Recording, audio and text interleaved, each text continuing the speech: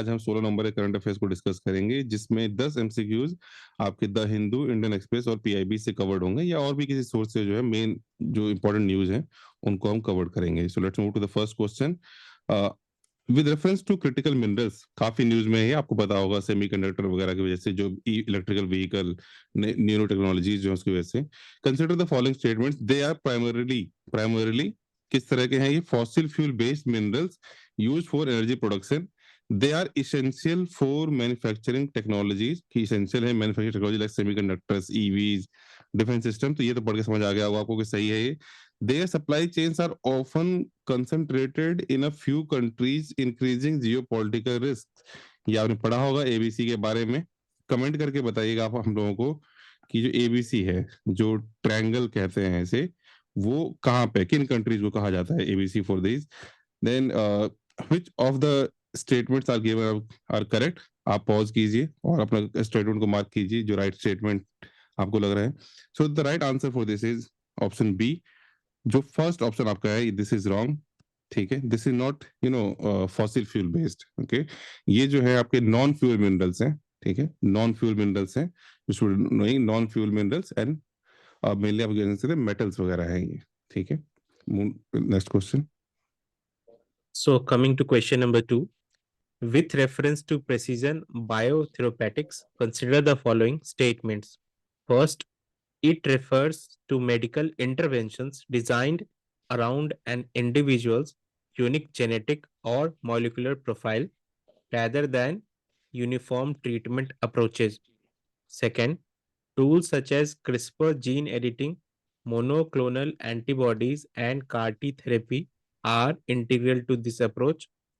Third, it primarily focuses on symptomatic relief through broad spectrum drugs rather than correcting disease causes. So आप लोग pause करेंगे and mark करेंगे answer. तो इसका जो थर्ड ऑप्शन है, इस पे आप फोकस करो। इसमें लिखा है primarily focuses on symptomatic relief through broad spectrum drugs rather than correcting disease causes. तो ये गलत है। ठीक है, ये टारगेट करते हैं जेनेटिक और मॉलिक्यूलर एबनॉर्मेलिटीज को और जीनोमिक एंड मॉलिक्यूलर प्रोफाइल को। ठीक है, तो ये सिम्टोमेटिक रिलीफ के लिए सिर्फ नहीं होता है। ठीक है, सब ब्रॉडर लेवल पे होता है। तो A1 and 2। आप देख सकते हैं कि सारी जो न्यूज हैं ये क्वेश्चन जो है करंट से कवर किया गया है और इंपॉर्टेंट चीजों को लिया गया है। अगर मान लीजिए क्वेश्चन द हिंदू में नहीं है, वो टॉपिक नहीं है, तो हमने दूसरे पिक्चर को रेफर किया है। Then the third question is operation Midas. International lesson से यूपीएससी क्वेश्चन पूछता रहा है पास में काफी। Recently seen in the news, consider the following statements. It is a large-scale anti-corruption operation launched by the Ukrainian government. कह रहा है Ukraine government ने लॉन्च किया है, targeting graft means corruption within its state nuclear company. Second option is operation was jointly led by National Anti-Corruption Bureau and the Specialized Anti-Corruption Prosecutors Office, कि भाई इन दोनों organisation ने मिलकर इसको लॉन्च किया है। Then the third option is the investigation exposed an international weapons smuggling network linked to Russian state officials. एक second, मतलब 5 सेकंड 10 सेकंड का पॉज कीजिए, स्टेटमेंट्स को दोबारा पढ़िए and then mark your answer. Hopefully you have got it right. The answer for this is A. इसमें क्या पहला और दूसरा सही है कि ये करप्शन को लेके है, यूक्रेन को लेके है, विद इन इंटरनल जो करप्शन वगैरह चल रहा है वहां पे। इसमें रशियन स्टेट ऑफिसर्स वाला रोल नहीं है, इससे जो है रिलेशन कोई चीज इसकी नहीं आई है। ठीक है, so hopefully you have got it right.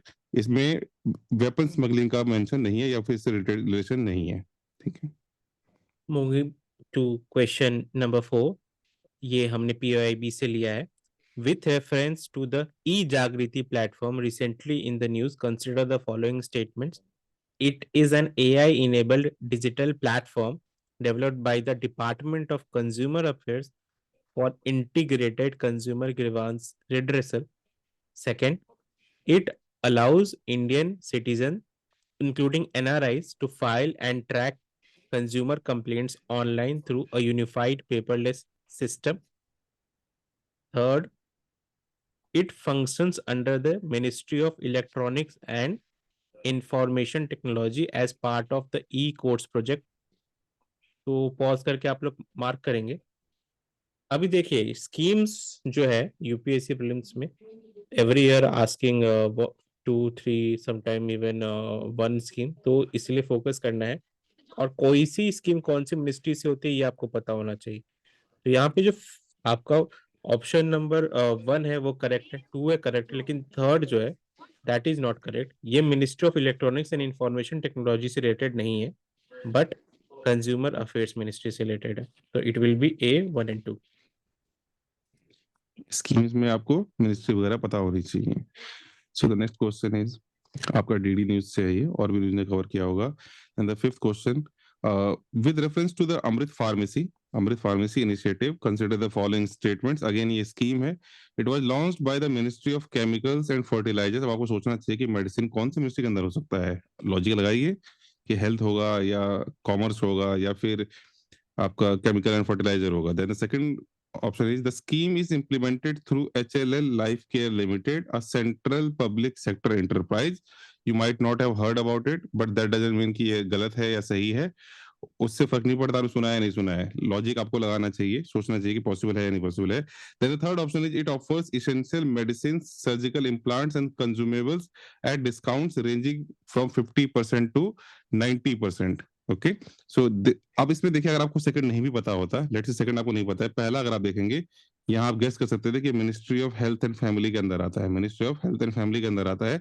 So first will be wrong, and if first is wrong तो आपका सेकंड थर्ड सही हो गया। सो इस तरह से आप लॉजिक लगा सकते हैं। ठीक है, Moving to the question number 6, which of the following statements best describe the significance of the Amrit Pharmacy Initiative in India's public health framework?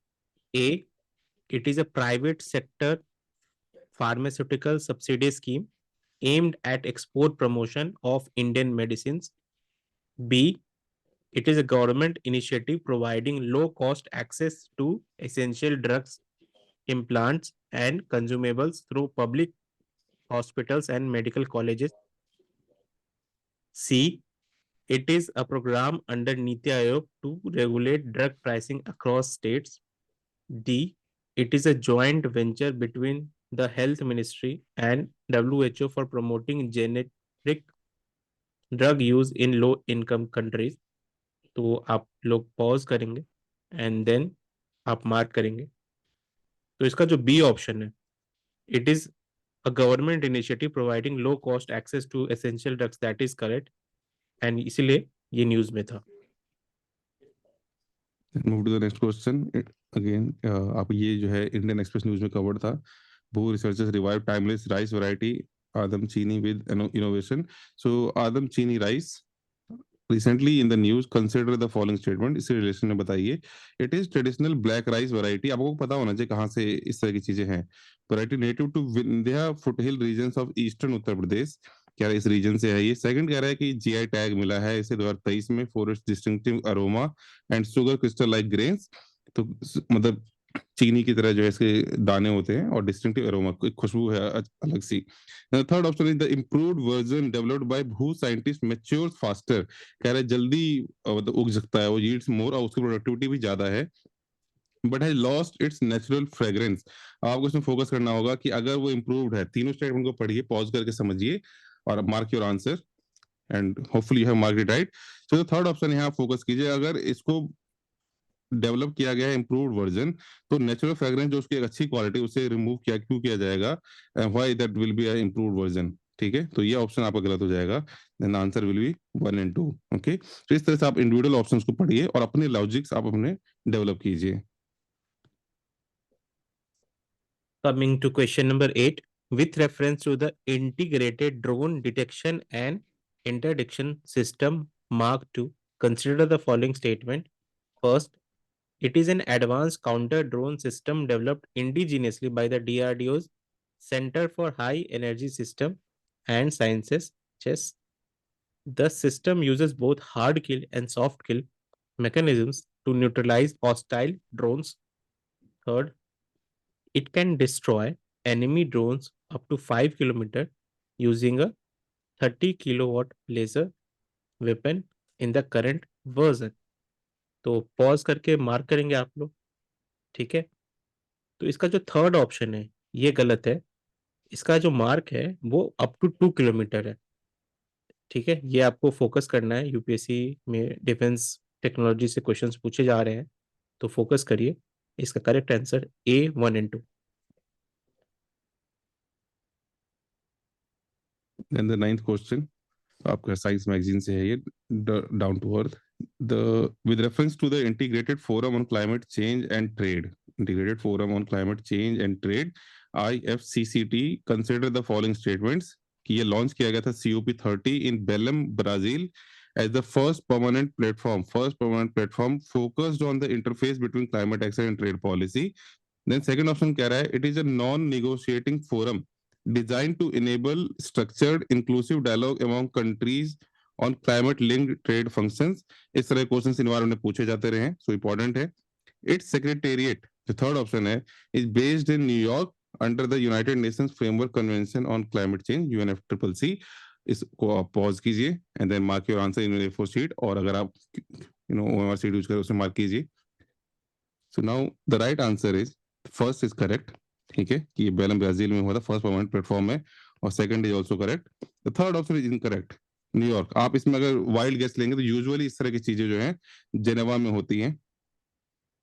ठीक है, एटलीस्ट अभी आप लोग इस टेस्ट में आप लोग वाइल्ड गेस ले सकते हैं, ट्राई कर सकते हैं, ताकि आप सीख सके कैसे लिया जाता है. ठीक है, so the right answer is 1 and 2. Coming to question number 3, with reference to GNSS spoofing, consider the following statements. ये हमने द हिंदू से लिया है news. First, it refers to the deliberate blocking of satellite navigation signals using high power noise to make receivers lose positioning data. Second, it can cause aircraft, drones, or ships to calculate false positions or velocities by transmitting counterfeit satellite signals. Third, unlike GNSS jamming, spoofing signals are often indistinguishable from genuine satellite signals, making them difficult to detect. तो pause करके mark करेंगे आप लोग. तो यहाँ आप focus करेंगे first पे. फर्स्ट ऑप्शन क्या कह रहा है कि it refers to the deliberate blocking of satellite navigation signal. देखिए, स्पूफिंग जो है वो ब्लॉकिंग का काम नहीं करता है, जैमिंग. जीएनएसएस जैमिंग का काम ब्लॉकिंग का होता है. स्पूफिंग का काम क्या होता है? सेंडिंग काउंटरफिट सैटेलाइट सिग्नल, जिससे कि डिसीव किया जा सके. स्पूफिंग का लिटरल मतलब भी वही होता है, डिसीविंग. तो डिसीविंग के लिए काम होता है. ठीक है, this was the last question. Science tech से था, आपने देखा होगा साइंस टेक के क्वेश्चन ठीक ठाक थे, so please be careful about it. आप 2 बार वीडियोस को देखिए और go through all the options so that your knowledge enhances, and hopefully you have got more than 12 to 14 marks. Hopefully calculate कीजिए और mark comment your answers and stay connected with us. Subscribe to our YouTube channel and Telegram channel. जो PDF है वो Telegram channel पे upload कर दिया जाएगा. Thank you everyone.